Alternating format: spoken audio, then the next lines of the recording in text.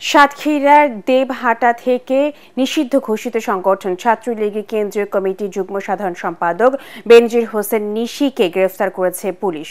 রোববার দিবাগত রাত ৩টার দিকে তাকে গ্রেফতার করা হয়। দেবহাটা থানা পুলিশের ওসি হযরত আলী জানান, গোপন সংবাদের ভিত্তিতে অভিযান চালিয়ে তাকে গ্রেফতার করা হয়।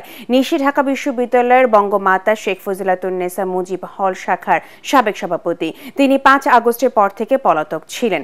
তার বিরুদ্ধে ঢাকা সহ বিভিন্ন এলাকায় একাধিক মামলা রয়েছে। গ্রেফতারের পর নিশিকে ডিবি পুলিশের হেফাজতে নেওয়া হয়েছে। অন্যদিকে ভারতে যাওয়ার সময় বেনাপোল ইমিগ্রেশনে আটক হয়েছে ঢাকার ইডেন কলেজ ছাত্রলীগের সাবেক সাংগঠনিক সম্পাদক সুস্মিতা পান্ডে ও তার ছোট ভাই ছাত্রলীগ কর্মী সত্যজিৎ পান্ডে। ইমিগ্রেশন পুলিশের ওসি ইব্রাহিম আহমেদ জানান, বেনাপোল ইমিগ্রেশন দিয়ে ভারতে যাওয়ায় সন্দেহ হওয়ায় জিজ্ঞাসাবাদে তার পরিচয় প্রকাশ পায়। তিনি ঢাকার নিউ মার্কেট থানায় একটি হত্যা মামলার আসামি। তাদের বেনাপোল পোর্ট থানায় সোপর্দ করা হয়েছে।